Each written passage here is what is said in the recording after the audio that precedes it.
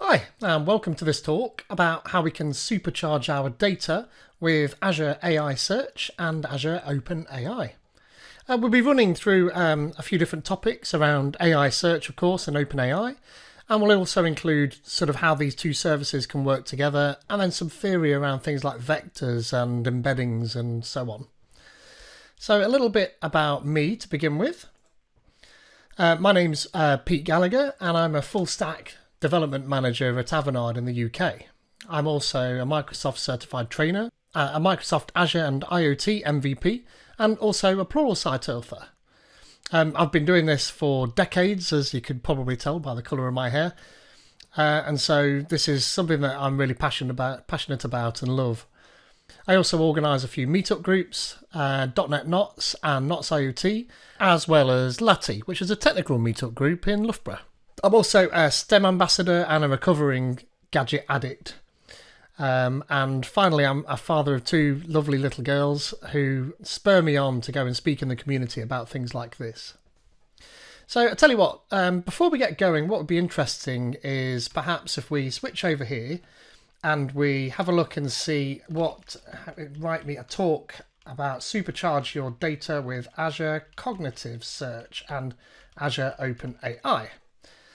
Let's see what it says. I'm sorry, but I can't do that essentially. Oh, okay. Well, what about if I drag some data in here and drop it there? Added data added. Okay, well, let's copy and paste my original query and paste that in here. Sorry, you're on your own. Perhaps that's Clippy. No, well, oh no. We've resurrected Clippy. No. And now Clippy wants to help. No. No, that's not for me. I think we'll just close this window. No. Now we've time travelled back even further. This isn't good at all.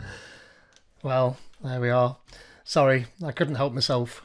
But nonetheless, actually, this highlights a good point in that, first, I do actually miss Clippy. And second, those Windows XP errors give me PTSD. But all joking aside, OpenAI doesn't have the ability to be able to reason over all of the data in the world. It's only able to reason over the data that we provide it. And that's mainly done, of course, when the model's trained to begin with.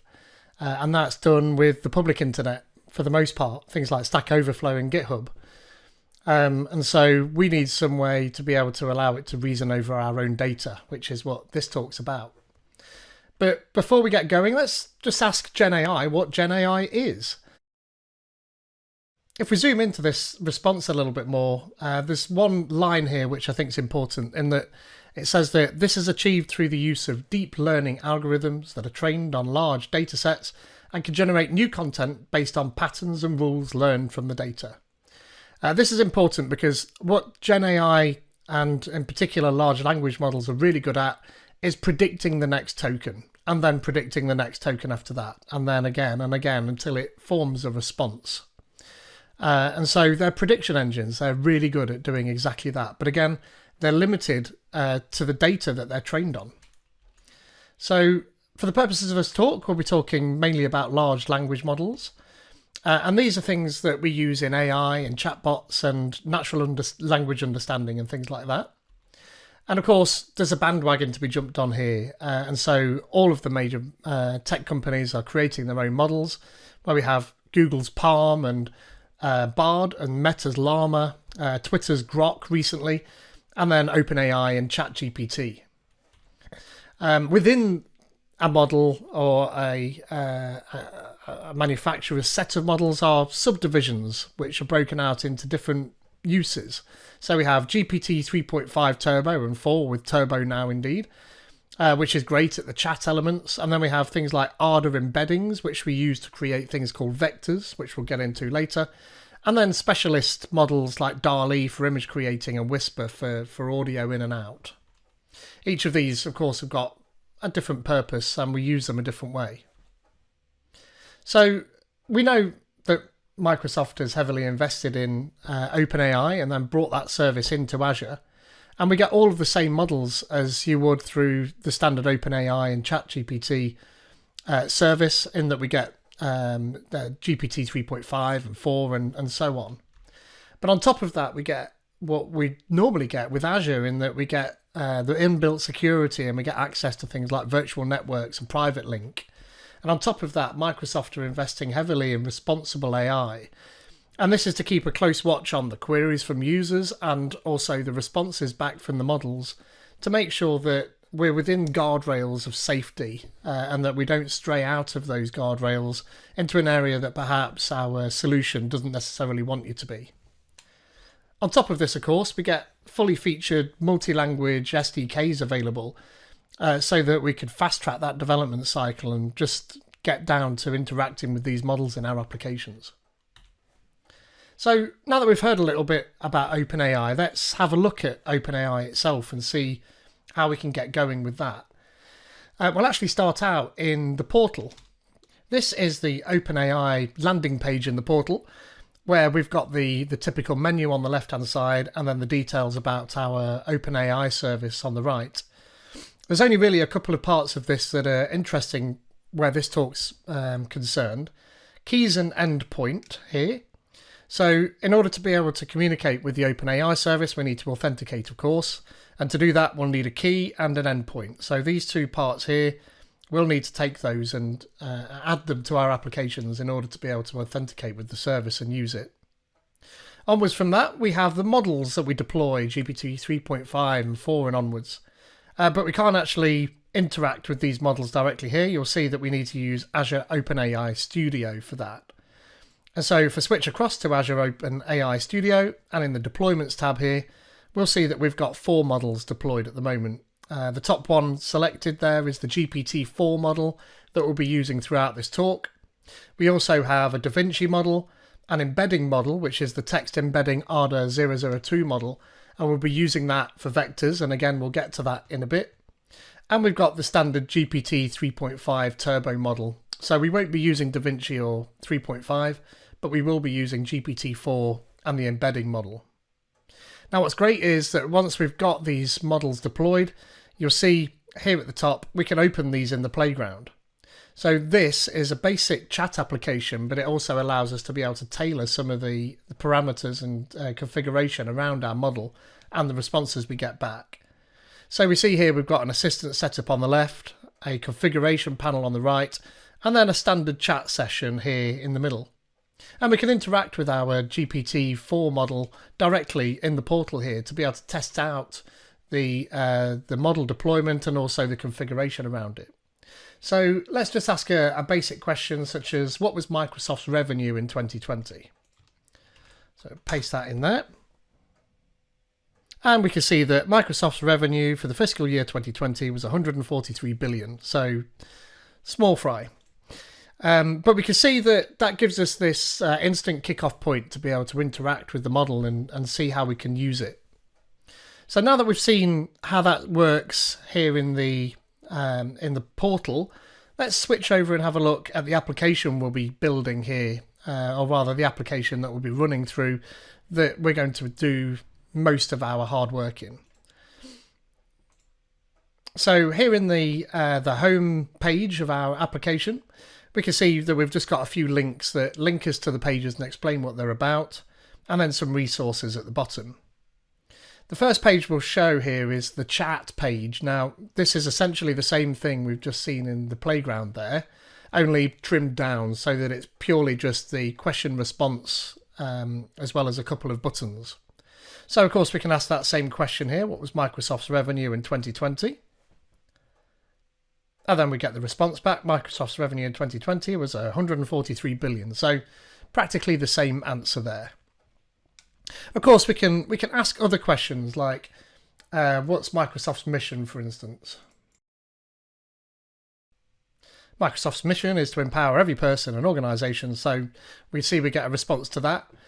The way I've built this out, of course, is to try and mimic how a regular chat application would work. So we can ask it to create a simple HTML page, and we'll see that the markup is rendered in a box all on its own, and we can copy that to the clipboard and then use it in our application should we want. But really, this is just so that we can start demonstrating how we interact with the OpenAI service. So if we flick over now to Visual Studio, we can see the code behind this. So we start here in the markup for our OpenAI chat page. I'm using just out of interest here, I'm using a Blazor package to render some of the components on the front end. It's well worth checking that out if you do any Blazor development. It's a fantastic set of components that you can just pull in and get some nice, rich, interactive components for free. Well worth checking out. So I'm not going to dive mega deep into how all of this is working, but it's worthwhile you seeing how this interaction is done. The markup for the page is here in this mud grid. And essentially what we've got is a header, and then we've got the main response box, the search box, and a couple of buttons. So once we enter a query in our input text box here and hit the enter button, the query is sent. So the first bit of code we've got down here, you'll see that we're actually using a SignalR hub. There are lots of different ways of making a chat app, but we'll see shortly that the OpenAI service allows us to be able to send the query and then stream the response back. Now, there are a few different ways of doing this, of course, but I've chosen SignalR to be able to then deliver from the backend to the front end each of those tokens or words or letters that get sent back from the OpenAI service, and then render them out to the front end just to keep the UX nice and flexible and no blocking and waiting. And it just makes it feel a little bit more fluent. So we build out our hub connection, and then we hook up a couple of message handlers here. So we can ignore this one here, but you will see this referred to later. This handler here will take just the full block. So should we wish, we could ignore the streaming response and just wait for the full response to come back and then render that in a go. But as I say, that the UX doesn't work particularly nicely if you do that.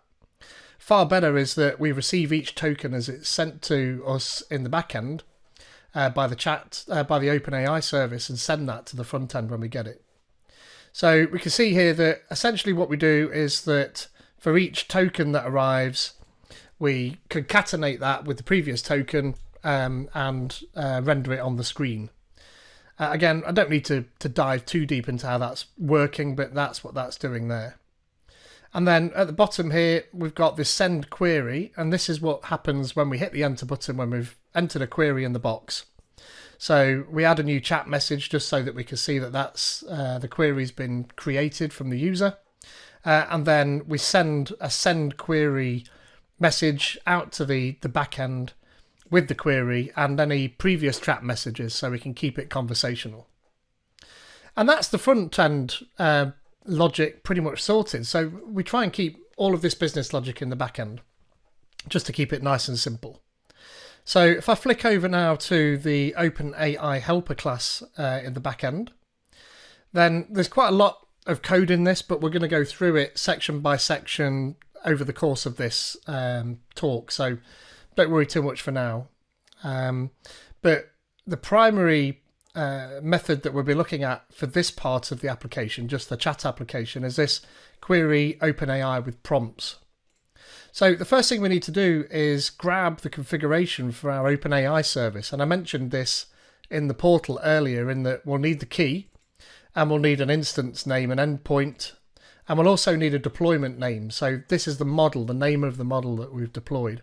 In our case, it's a GPT-4 model. So once we've got those, then we can tell the front end that we're ready to start processing by sending it the first token. And actually what we're doing is telling it that this is a temporary holding message that we're sending, just with 3 dots, to tell it that, you know, put something on the screen for the user to be able to see.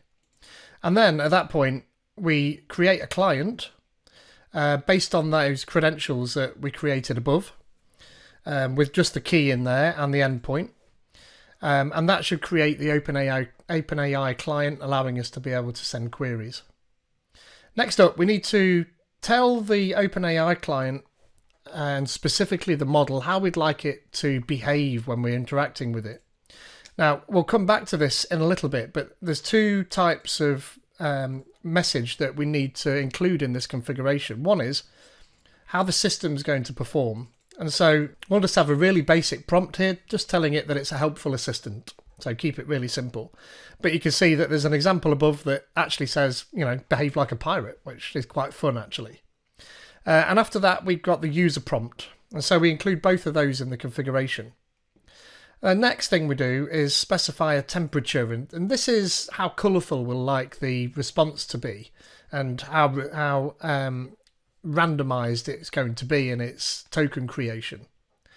Next up, we just tell it how many tokens we'd like at a maximum, and then a few other items that aren't particularly important here, the sampling factor, frequency penalty, and presence penalty. We'll not concentrate too much on those sorts of configurations for now.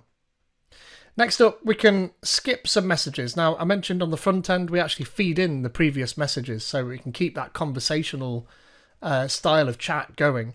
But because we're limited in the number of tokens we can send, we don't want to send too many. So we just keep this limited to, say, around 10 messages, 10 previous messages. We don't perform any hard cutoffs. It's just going to keep it simple. And then for each of the previous messages, we need to make sure that we categorize them as either the assistant's response, so it knows that it was the AI model that generated it, or the user. And then at that point, we also just add in our original prompt, just so that we reaffirm that particular message being the last query that we need to add to that whole prompt mechanism. The next thing we do then is we actually ask OpenAI to give us a response. So we just feed in the deployment name and the chat completion options. And at that point, we grab the streaming chat completions. And so this will just be a continuing stream of chat completions, the tokens that make up that particular response. And we can then get the choices here, which is just all of the options that are coming through, all of the tokens that come through, all of the choices that come through, and we may get more than one choice to be able to spin through. And then after that, we just get, for each of those choices, we get that streaming set of tokens. Now, what we're doing here is essentially we grab the token that comes through, the message content, and we add it to the overall completion. As I mentioned earlier, we can actually grab just the total response and send it if we wanted to. So that's what I'm doing here. And then at this point, we create a new message on a queue. So instead of taking this lumpy response back from OpenAI, which may have pauses in it, what I've decided to do was implement just a queuing system that will level out all of those lumps and send each of these tokens at a regular interval, and that's what this does here. And then next, right at the very end, we send the receive message to the SignalR hub down to the front end. This one here is the one that we saw all commented out with just the total block of response in it, so we can ignore that for now. And then right down at the very bottom, we've got our queue processing piece of code, which is tiny. So long as the SignalR client is up, then we dequeue that particular token out of the message, and then we send the receive message token message to the SignalR queue that we saw handled in the front end. Tell it which chat bubble it's going to appear in and which type of message it is. And then we just add in the content that we've just received. And then we set whether or not this is a temporary response or not, which in this case it won't be. So yeah, this will then stream that token by token down to the front end back from OpenAI. And that about covers that basic interaction of how we're sending a query, and then configuring the OpenAI service, including its endpoints and keys, and then sending the query along with any previous messages, and then token by token streaming the response back that you can see streaming out onto the screen. So yeah, that sort of covers that bit. So if we switch back to the slides now. So we live in a world of unstructured data, and this includes things like plain text and images, audio, video. And the majority of these models that we've seen are trained on this data in the public internet. What this does is it's ensuring that these models become really powerful prediction engines based on all of that data that they've been trained on. But of course, we saw that it's trained on publicly available data and not necessarily our own data. So how do we go about working around that? Well, one of the ways that we can do that is to use something called Retrieval Augmented Generation. So this pattern allows us to bring our own data to LLMs. We take that data that we've got, we store it somewhere, and then we query over the top of it. And then we combine those query results with the original AI prompt, and then send that to the LLM, and then it will give us a response based on that data and that prompt. So we can actually see that in the portal actually. It's a really nice way to be able to do it. So let's switch back to the portal and to the playground. And again, we mentioned earlier that we can see that we can actually set the assistant up here. So we've got a couple of different panes of configuration and setup. On the right is the deployment information, including how many passed messages, and you'll see they're using 10 as well. We can set some parameters here, so the max response and the temperature and things like that. And then on the left-hand side, we've got the system message setup, and this is quite important. This is how the OpenAI model, the GPT-4 model, is going to interact with us. Its basic remit will be defined in this. And we can see that it says you are an AI assistant that helps people find information. So just as basic as our own chat app. But we can add information to this. So I mentioned earlier that we're going to be talking about our own data, and I've created a fictitious company called XYZ Retail. And I've used ChatGPT, funnily enough, to be able to create a set of fictitious accounts for a couple of years. So if I open up the 2021 accounts, which I've got open in another page here. Here we go. So this is just some textual accounts that I've had ChatGPT make. They're purely fictional. Nothing to concern yourself with here, but we have things like an income statement and assets.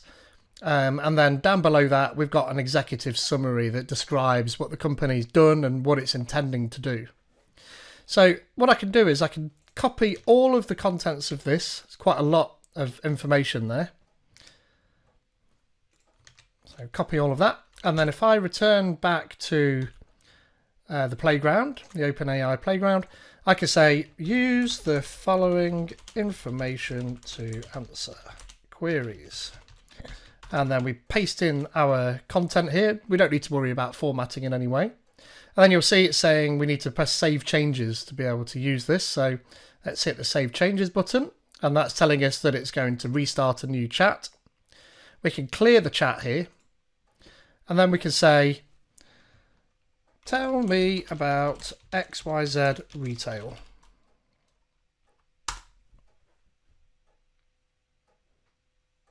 And there we are. So XYZ Retail Inc. is a company that's got a strong financial performance. It's generated total revenue of 450,000. So we can see now that it's using the data that we put into that system message to give us a logical response to that query. Just to prove that we're not making this up, if we go back to our chat app and ask that same question. So tell me about XYZ Retail. What does our chat app have to say about that? I'm sorry, but I don't have that sort of information.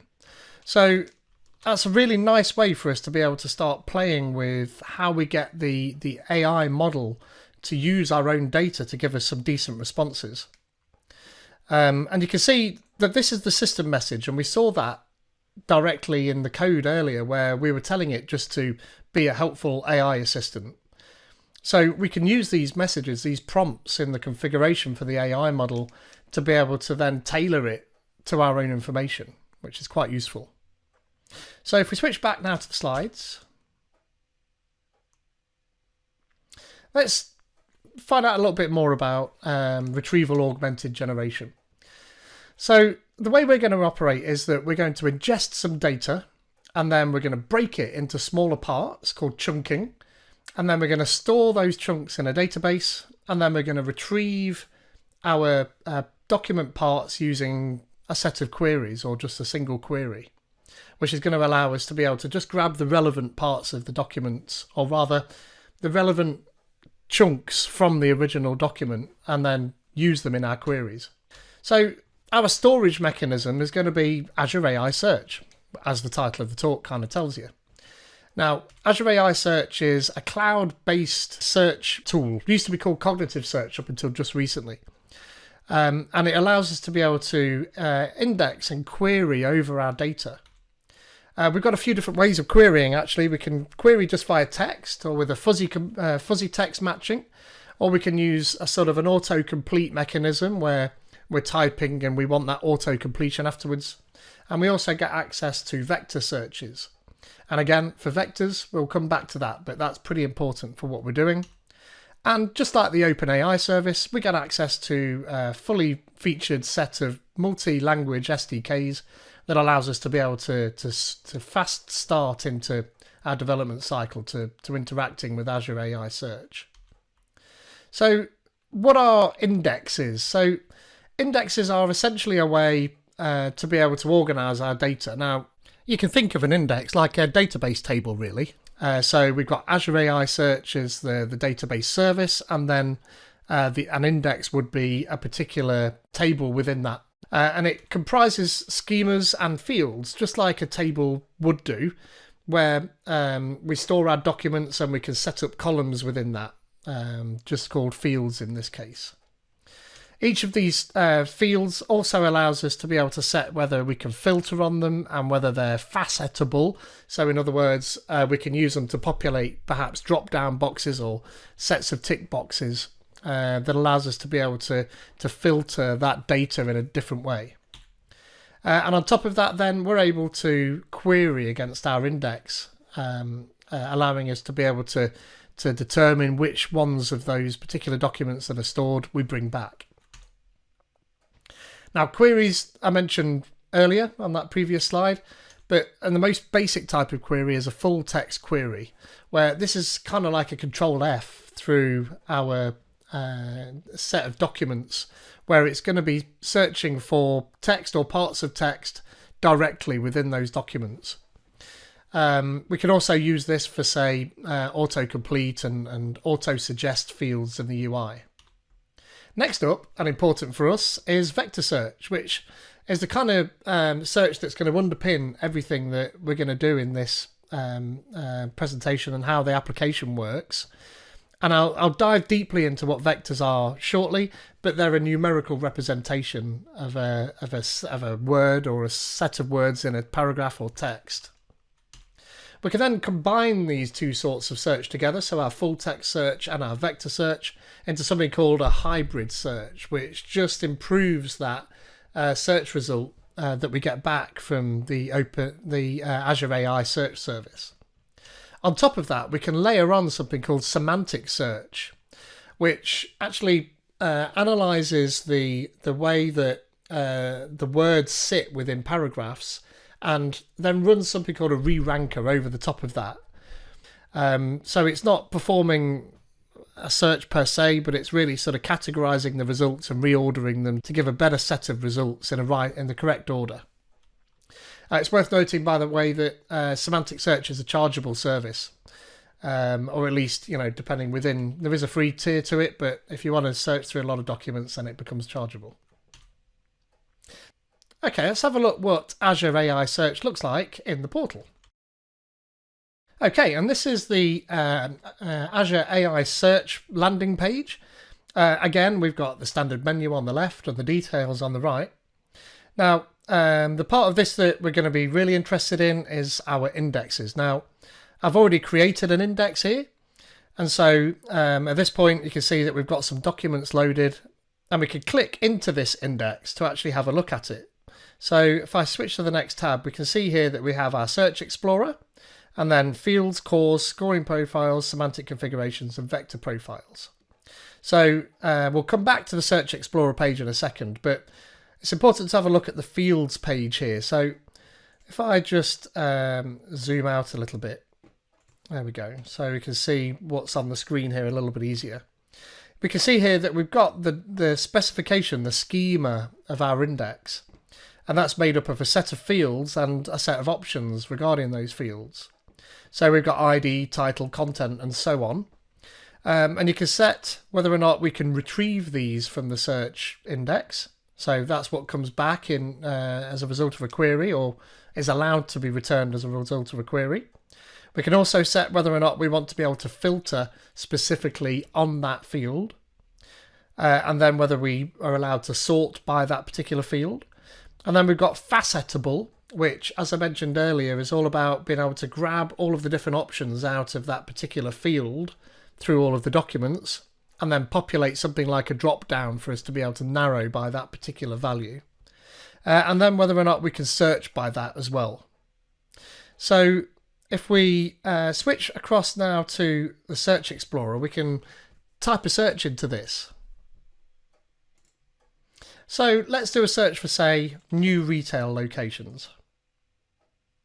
And we can see we get a set of results back. And don't pay too much attention to the fact that we've got lots of numbers here. That's vectors, which we'll get to shortly. But we've got lots of different fields and lots of different responses to that. So there we are. So you can see that we've got lots of vectors and lots of parts, including a file name and a company and a year and the content itself here.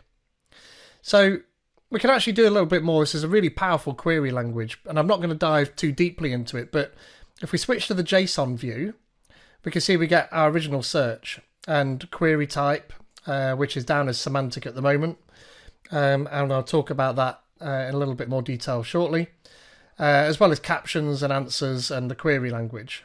We don't actually need to worry about the query language because it's actually it's language agnostic, to be fair, but that's just included by default. But what we can do is we can actually say limit what we can do is we can actually limit the fields that come back, for instance, by adding in an extra filter here. So if we add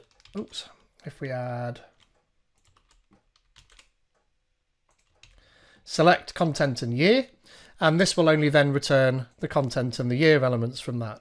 So you can see, if I drag this up a bit, in fact scroll down, then we can see we've got far less data now, and we get only the content and the year. We also get the standard responses back here, including a score.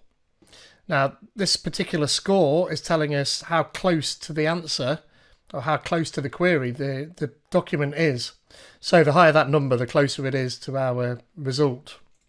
So we can see that we've got 1.12 here and 0.84. But the re-ranker score, this is the semantic score, that's telling us after the re-ranking what it's actually found and how close it's got. And we'll dive into that a little bit more in detail shortly. So yeah, so that's how that's working in the portal. And okay, if we switch back to our slides now, then let's talk a little bit about vector embeddings. I've mentioned them a few times, so it's time to finally start talking about them. So vector embeddings are a way that we convert our unstructured data into something that the AI models can understand, and essentially just a set of numbers, an array of numbers. And we create these vector embeddings using an AI embedding model.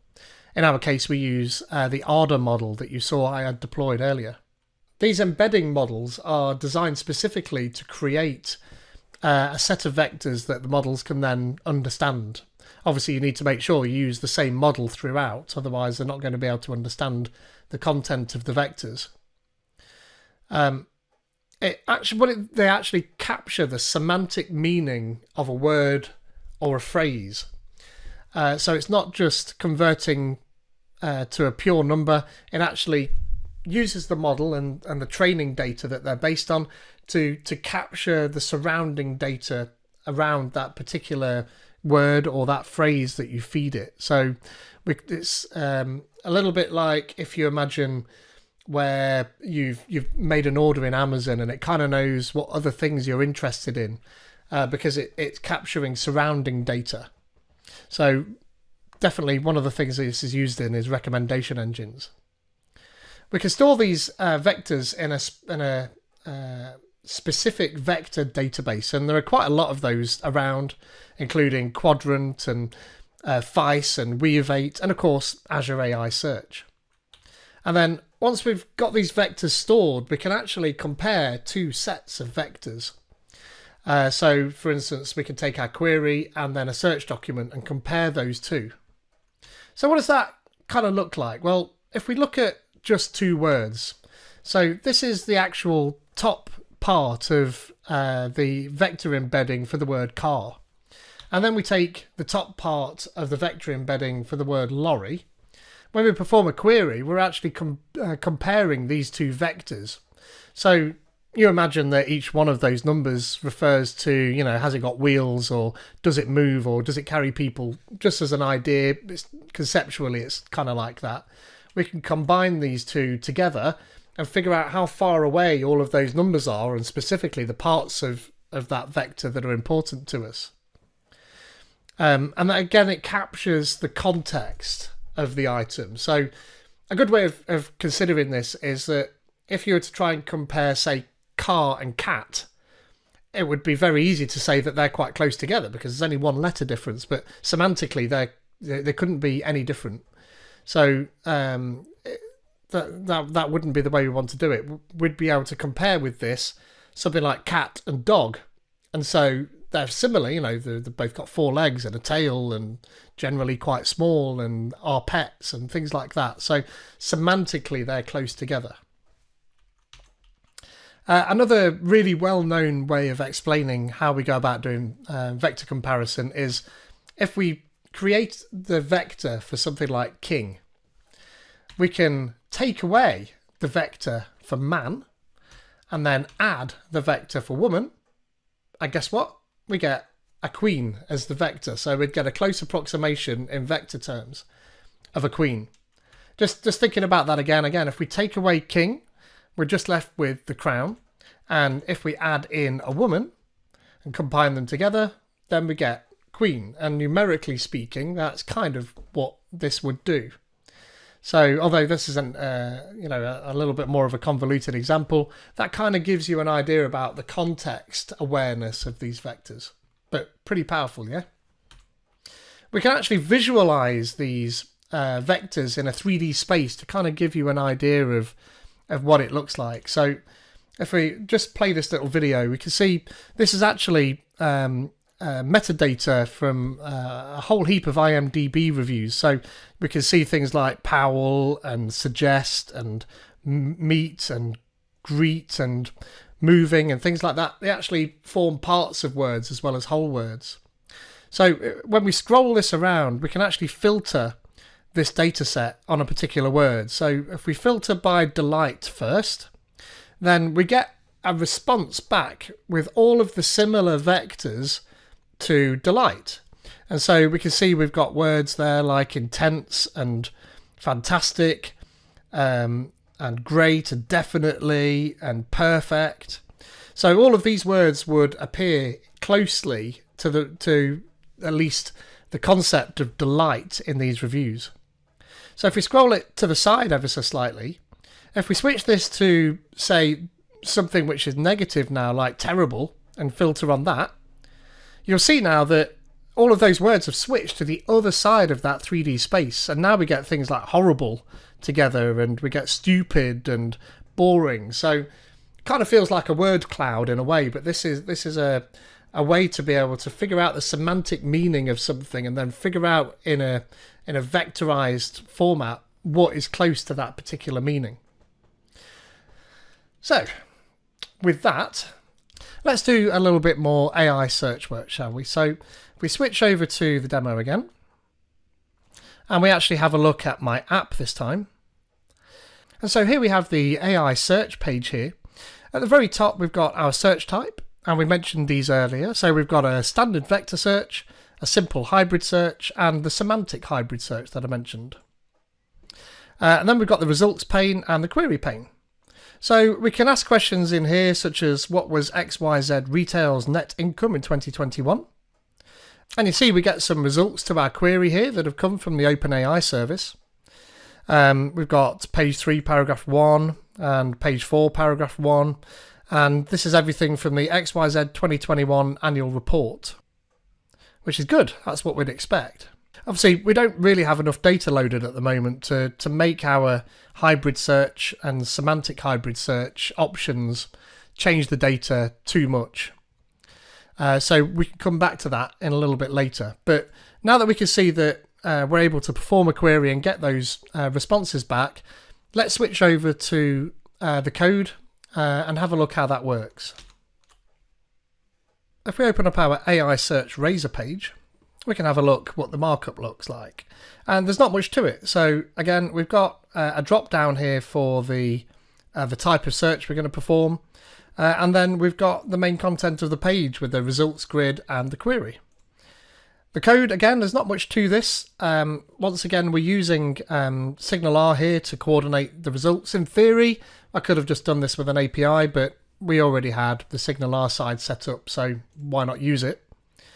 So we set that connection up, and we set up a message handler for the Cognitive Search results message, which just populates our Cognitive Search results. A little bit further down, we send a query here with the query cog search, and we include the query from our chat input, and then we have our selected search type, in our case just vector search for the most part. So again, a pretty lean front end here. Most of the hard work's been done by the backend, and that's been done in the Cognitive Search helper class.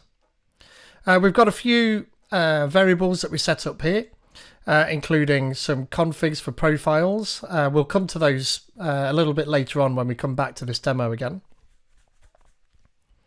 And then we have some keys and variables at the top. And then, similar to the OpenAI helper, we'll need to initialize a connection, or at least the configuration for our Cognitive Search. So we'll need the key and the endpoint for that as well. And then on top of that, we'll need to be able to use OpenAI because we're going to be using vectors now. So we need to be able to create embeddings from that. And then initialize the OpenAI client. And then initialize the Azure Cognitive Search or OpenAI or AI Search clients here. So we can skip some code here because we'll come back to that in a little bit. But if we scroll down to the simple vector search, just here, so this is a single vector search. The first thing we need to do is take our query that's passed in. So this is the text that we type in to find a result, and we generate some embeddings for that. And again, we use the OpenAI Ardor model to be able to do that. The next thing we need to do is specify some options for our search. And we're telling it that we're going to be using a vector query, and that we're going to be using the nearest neighbor count of k. So this is going to return us k results. And in our case, we default that to 6. And then we're telling it to use the content vector field in our list of fields to do this comparison with. And next up, we tell it here the size, and again, that's going to be 6. And this size is used for skipping through results if we need to. And then we tell it which fields we'd like to select. So we saw that similar mechanism in the JSON in the portal. And we're going to tell it to bring back the title, the content, the company, the location, file name, and year. Onwards from that, we can process any filters that might be passed in. We're not processing filters in this particular page, so we don't need to worry too much about that. And then at that point, we then actually process the search through the search client and get the response back. We get a set of, we're going to return a set of cognitive search results here. We're going to get a search document back, which is just a document with a bunch of array elements in it. But I want to return something which is a little bit cleaner than that. So we're going to have a cognitive search result back that's going to match the schema of our index. So we just process each of those responses back into that format, into that class type there, and then at the end we'll have a list of those to return. We can actually filter this by the score if we wanted to, so that we only return the results which are high enough. But for this particular example, I'm just going to return everything. So that's what we do here. We return those cognitive search results. Now, I mentioned earlier that we can actually create a hybrid search. So we do our control F type search over the top of this vector search. And that's essentially what we do here. So all of this code is practically the same. Not very dry, of course, but for the purposes of demos, this is fine. The only real difference in this is that we're going to pass in the query. So you can see in the example above, we pass a null in here. So that's just a single vector query. But for this simple hybrid query, we can actually pass in the query as well as the embeddings. And that just helps to improve the search results ever so slightly. Below that, we've got our semantic hybrid search. Now this one is slightly different in that we're still doing the vectors, but we're also telling it that it's going to do a semantic search, and then we need to configure how that semantic search is going to work. So we create a semantic config, which we'll talk about later, and we just need to name that config so it knows what type of semantic re-ranking that it needs to do. And then we can tell it to extract some results from that semantic re-ranking. It'll allow us to do things like extract just the answers and also highlight parts should we wish. And then at that point, it's pretty much the same. We're just telling it which fields, applying filters, grabbing the response and putting it back into a format that we need, and then return those results. So all three of those search types are pretty similar, only we build on concepts as we go through. Just above this, we can see that we've got our generate embeddings function. And this is where we're telling it to go ahead and use the OpenAI client to generate some embeddings using the embedding model deployment type, the ARDA model, based on the text that we feed in, our query, or indeed any text that we like. So that kind of covers the basics of how we're interacting with the OpenAI service. So it's good that we're kind of seeing the story build up here. So let's switch back across to our slides and continue on. So we spoke earlier about the fact that we use our own corpus of data to then combine with a prompt to send to the LLM and have it reason over that data. So for this particular example, we start with a user interface, and that user interface is connected to an API, and the API is connected to Azure AI Search service and also to OpenAI itself. So the user uploads a PDF and it goes through the API. At that point, it chunks that API up and generates vectors from each of those chunks of text. And then those individual chunks of text are stored into our vector database, in our case AI search. And then afterwards, we have a user query that comes in that goes through the front end to the API. The API sends that query to OpenAI that generates a vectorized version of that query. We then query our vector database, and that produces a set of results, and we saw that earlier. And we take the original query and combine those together to produce a set of prompts and queries that we can then feed through out to the OpenAI service, and that gives us a response. We can then take that response and feed that back along with the original search results that we had to be able to present to the user. So that's kind of how our application is going to work. So let's see all of that now in action now that we've seen that. So if we switch back across to our demo application. So if we go to our OpenAI search page, then you can see that we've got a few bits at the top here. So we're able to actually upload files to the index, which will process those files just like we've seen in that demonstration earlier. Then we've got some filters that we can choose, and we can select a company and a year.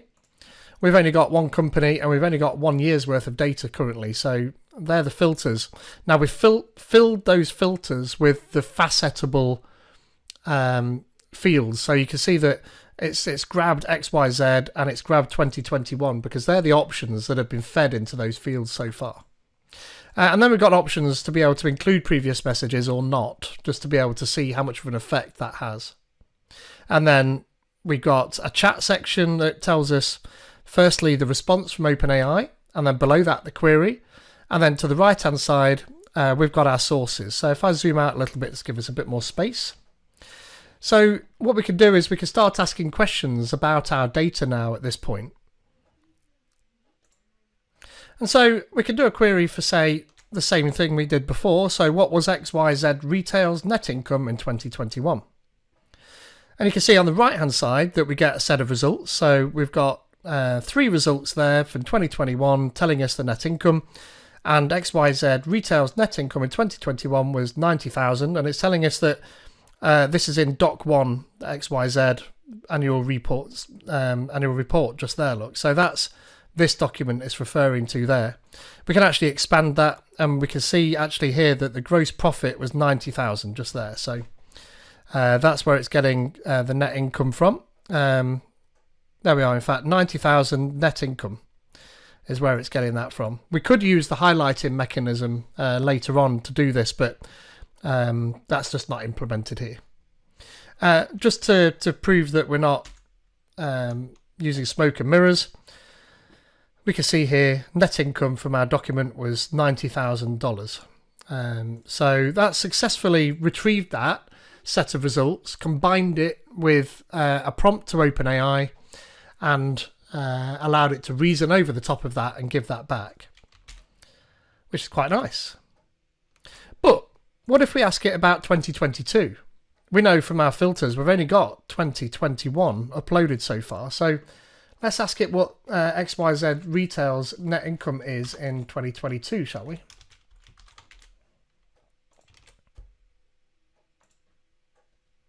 And there we are. So I'm sorry, but there's no information provided in the documents about XYZ Retail's net income in 2022. We did get responses back because it's a pretty similar question to the 2021 result, but OpenAI is then clever enough to look and decide that, no, this information is from 2021, so it's not relevant to your original query. Of course, you know, your mileage may vary depending on what your prompt actually is, but our query was pretty specific. So we can fix this though. So we can actually upload the 2022 documents. So let's do that now. So if we click upload and we upload our 2022 document, then we're extracting the contents and we can see now that the file upload is complete. All of this again, all of that status was all delivered through SignalR, which I quite like. We could in theory have done this all with APIs, but I like SignalR. If you watch my talks, you'll know I like SignalR.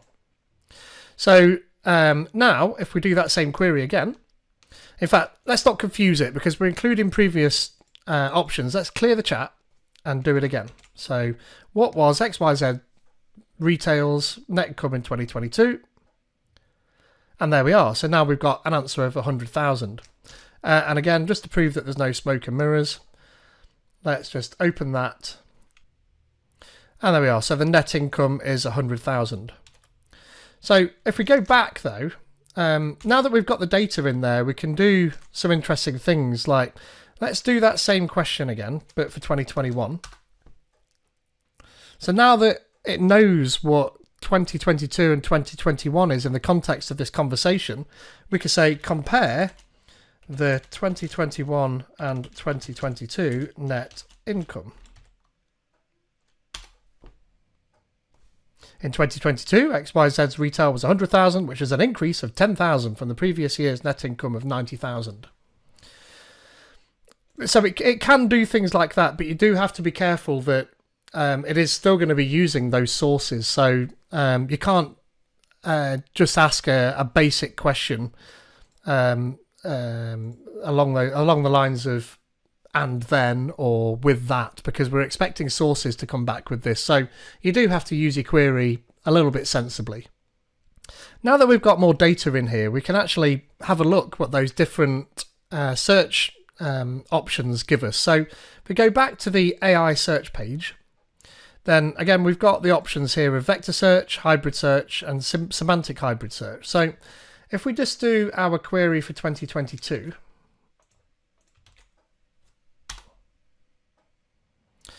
and we scroll down, we can actually see we've got a 2021 result here.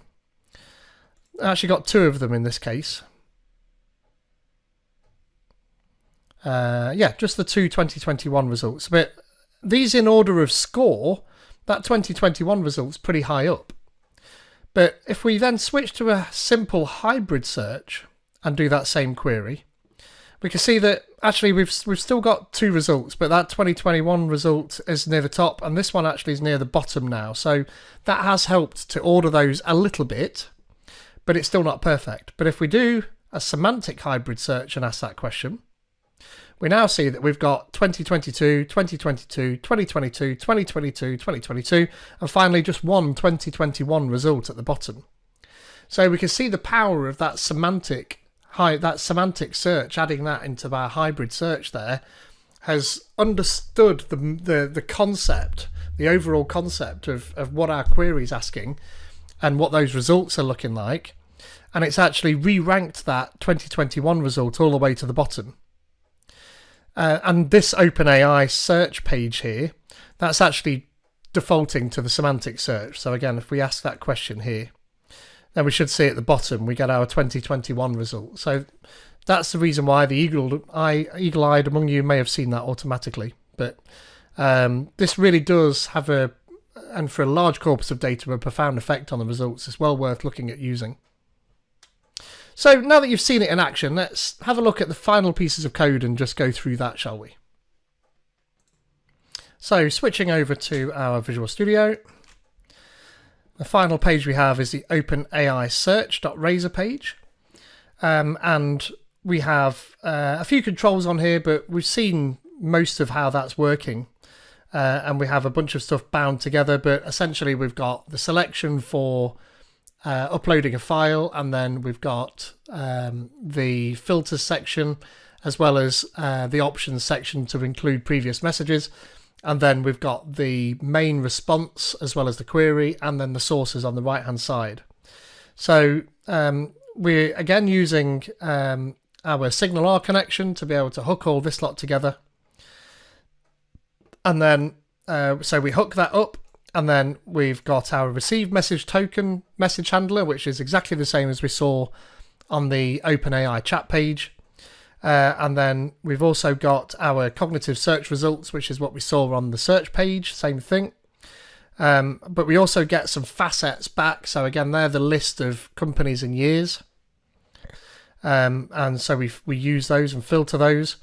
And we also get the update file upload status message, which tells us about how that process is going. And then at that point, we start the connection and we get the filters that are available to us at that point. So scrolling down a little bit further, we can ignore some of this code, but I just wanted to show how this was working. So we send our cognitive search query pretty similarly to how we did before.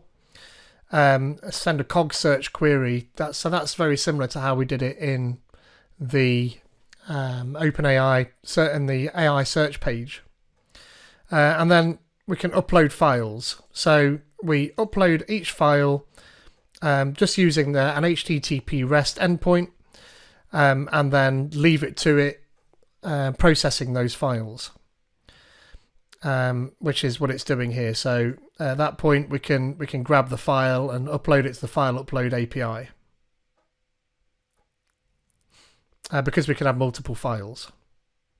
And that's about it for the front end here. So there's nothing much else that we need to worry about too much on this page, but the rest of it is done in our cognitive search helper. But just before we get that, I wanted to show you the chat hub, the SignalR chat hub file here, just so you can see where everything's been routed through. So we have our send query handler here in the chat hub, where we're using the OpenAI helper to query with prompts. Then we can send a cognitive search query, so this is specific to this page, where we take in the previous messages and then the filter of company and year. And then we can send this cognitive search results back out once we've done the query. And then we've got query cognitive search, which we could query on its own, which is what we saw on the AI search page. And then we can get the facets. So this is just how that middle communication been handled through the chat hub. So if we go back to our cognitive search helper class and we scroll to the top, I just wanted to show you how we were creating an index. So we can either create or update an existing index here, but you'll see that one of the first things we do is we create or update the index, but we compose it. So if I scroll down where we compose the index, now there's a few things that we do here. So we know that we're using vector search to be able to query our documents that have been vectorized, and we need to create a profile for that. So really what we do first is we create just the name of the profile and the configuration that goes with it. Now there's a few different algorithms available to us, but the one that we're going to be using is HNSW, which stands for Hierarchical Navigable Small Worlds. So this works similar to being zoomed out on a map. If you imagine you're zoomed out and you're looking for a particular landmark and you spot something, and so you zoom in and you can get some more detail about it, and perhaps it's not quite there, you need to move over a little bit and zoom in a bit further. This is how this HNSW algorithm is working, by kind of working at levels and taking a broad view and then zooming in and zooming in and zooming in and zooming in. We don't need to dig too much into that detail, but that's essentially how that's working. Next up, we create a semantic config. So we know we're using semantic search here. So we need to take a semantic search config name to be able to create this, which we're just creating just a basic name, which we're defining at the top of the code here, actually, my semantic config. And then at this point, then we tell it the title and then which content field it's going to use for its comparison. And then it can use some keyword fields to try and garner some extra semantic context from the query. And at that point, that's our main configuration. The next thing we do is create all of the fields. So we saw those in the portal, where we define whether or not they're keys or facetable and searchable and sortable. And you can see at the bottom then that we've got our two vector fields. The main one that we're interested in, of course, is our content vector here, where we're telling it to use model dimensions. That's the number of elements in our array. And in this case, the ARDA model generates 1,536 elements in an array, so we tell it that, and then which vector search profile to use. So we generate that and we use that same vector search profile throughout. So that gives us that particular part. Now, once we've created the index, we need to be able to upload our documents to it. So that process starts in the file upload controller. Here, so we take a file in through the upload controller and we grab it, and we're able to send messages over SignalR to tell it what we're actually doing. But one of the first things we do is create a new PDF helper, because we're dealing with PDFs. And then we extract the paragraphs out of that using our PDF helper.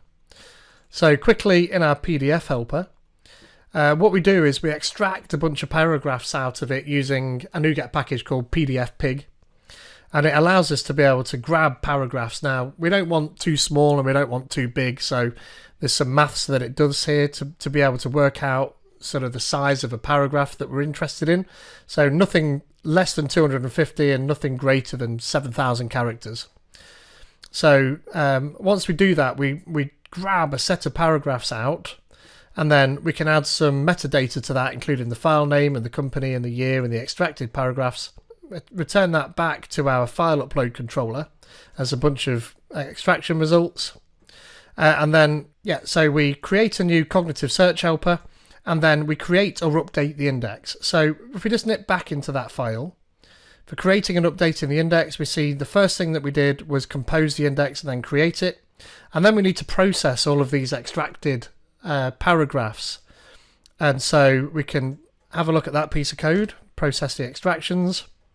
At this point, we take each of our extracted paragraphs and we grab the title and the content, and then we create an embedding from that particular content to be able to store in the content vector, and then we add that all up into an extracted dictionary, and we can add that as a search document to our index at that point. So we'll go back through this in a little bit, but essentially we've grabbed the document, split it into bits, created the embeddings and stored it in the database at that point. And again, we generate the embeddings just simply by using the OpenAI ARDA model.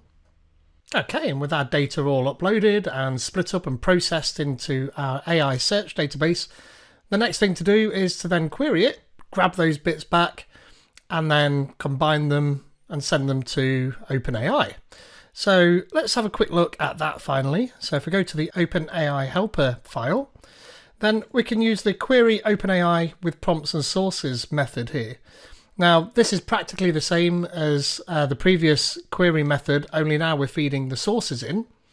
And then a little bit further down, we're creating a couple of prompts. So the first prompt, the init prompt, is telling the model how to perform here. So it's telling it that it's an expert at looking at supplied documents, and then we're asking it to use extracted parts of documents and give us a structured answer back in HTML with tables and bullet points if necessary. We then create a prompt which is telling the OpenAI model to use the sources below and only the sources below, and to give us a reference to those sources when it uses it.